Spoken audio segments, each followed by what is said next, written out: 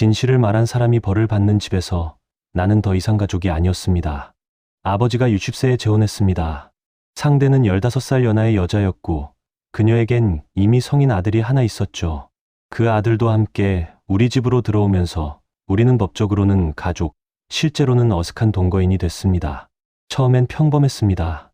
각자의 방에서 각자의 시간을 보냈고 저녁 식사 때만 억지로 대화를 나눴죠.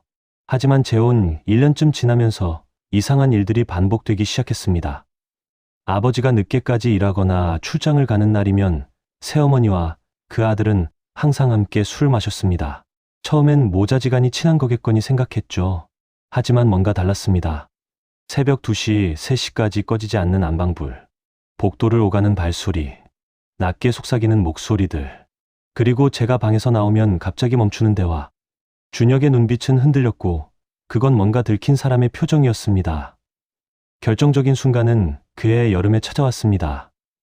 아버지가 일주일간 해외 출장을 가신 날이었죠. 무더운 밤, 잠을 설치던 나는 새벽 1시쯤 물을 마시러 방을 나섰습니다. 거실로 가는 복도에서 저는 멈춰 섰습니다. 희미한 TV 불빛 아래 소파에 두 사람이 있었습니다. 새어머니와 준혁. 그들은 너무 가까이 붙어 있었습니다. 술병이 여러 개 테이블 위에 널려 있었고 둘은 서로에게 기댄 채 뭔가를 속삭이고 있었죠.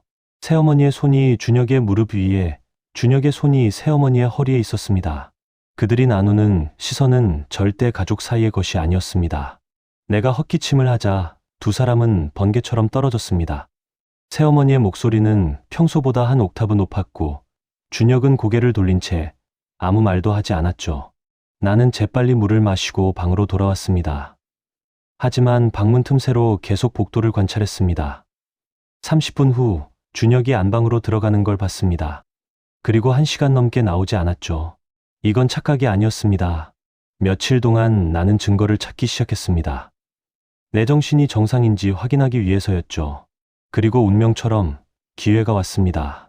어느 날 새어머니가 급하게 마트에 다녀오며 핸드폰을 거실에 두고 간 겁니다. 화면이 켜져 있었고 메시지 알림이 떠 있었습니다. 보낸 사람은 준혁이었죠. 나는 주저없이 화면을 열었습니다. 메시지엔 이렇게 적혀 있었습니다. 오늘도 아버지 늦으신데요. 알아.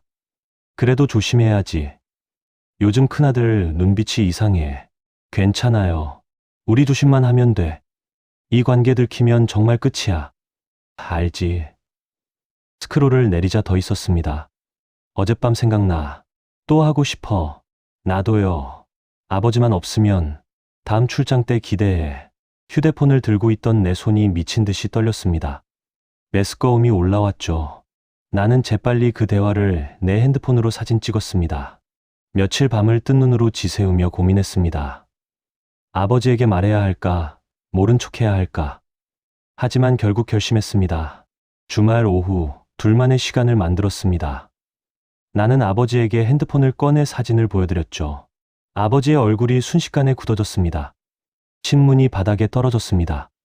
아버지는 한참을 멍하니 핸드폰 화면을 바라보셨습니다. 그리고 갑자기 자리에서 일어나 안방으로 향했죠. 그날 밤 집은 아비규환이었습니다. 새어머니는 울며 부정했습니다. 하지만 증거를 보여주자 말을 잃었죠. 준혁이 불려 나왔습니다. 그는 당황한 기색도 없이 오히려 웃었습니다. 그의 말은 충격적이었습니다. 우릴 억지로 가족이라고 만든 게 아버지라는 거였죠. 남인데 한 집에 살라고 했으니 당연히 뭔가 생기는 거 아니냐고. 법적으론 문제없다고, 피도 안 섞였고 친모자도 아니니까 합의만 있으면 된다고 말했습니다. 그의 뻔뻔함에 나는 할 말을 잃었습니다. 아버지가 소리쳤지만 준혁은 어깨를 으쓱했죠. 아버지는 주먹을 들었지만 휘두르진 못했습니다. 대신 가슴을 움켜쥐며 쓰러지셨습니다. 구급차가 왔고 아버지는 병원으로 실려갔습니다. 급성 스트레스로 인한 협심증이었죠. 사흘간 중환자실에 계셨습니다. 나흘째 되는 날 아버지가 깨어나셨습니다. 그리고 며칠 후 퇴원하시며 뜻밖의 말씀을 하셨습니다. 이 일은 없던 걸로 하자고. 다 알았으니 이제 그냥 넘어가자는 거였습니다. 이해할 수 없었습니다. 그 사람들이 뭘 한 건지 아시잖아요. 하지만 아버지는 지쳐 보였습니다. 아니, 포기한 얼굴이었죠. 아버지는 말씀하셨습니다. 이 나이에 다시 이혼하고 재산 분쟁하고 동네에 소문나는 건 할 수 없다고. 대신 조건이 하나 있다고 하셨습니다. 나보고 이 집을 나가라는 거였습니다. 순간 귀를 의심했습니다. 아버지는 말씀하셨습니다. 내가 이 일을 만들었다고. 차라리 모르고 살았으면 편했을 텐데. 내가 있으면 계속 생각날 거니까 내가 없어야 잊고 살 수 있다고. 그날 나는 아버지를 잃었습니다. 생물학적 아버지는 살아계셨지만 내 편이 되어줄 아버지는 그날 죽었죠. 한 달 뒤 나는 짐을 쌌습니다. 준혁은 거진 미안함을 담아 말했고 새어머니는 끝까지 눈물을 흘렸습니다. 아버지는 나오지도 않았습니다. 지금도 그들은 한 집에서 삽니다. SNS를 통해 봤습니다. 가족 사진을 올리더군요. 아버지, 새어머니, 준혁. 활짝 웃고 있었습니다. 댓글엔 보기 좋은 가족이라는 말들이 가득했죠. 나는 그 사진에 없었습니다. 지워진 겁니다. 진실과 함께. 가끔 생각합니다. 이 집을 망가뜨린 건 누구였을까요? 부적절한 관계를 시작한 그들일까요? 아니면 그걸 드러낸 나였을까요? 아버지는 선택했습니다. 편안한 거짓과 불편한 진실 사이에서 거짓을 택했죠. 그리고 그 대가를 나에게 떠넘겼습니다.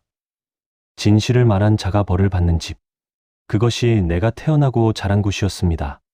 지금 나는 혼자 살고 있습니다. 좁은 원룸이지만 거짓말은 없습니다. 가끔 아버지에게 연락이 옵니다.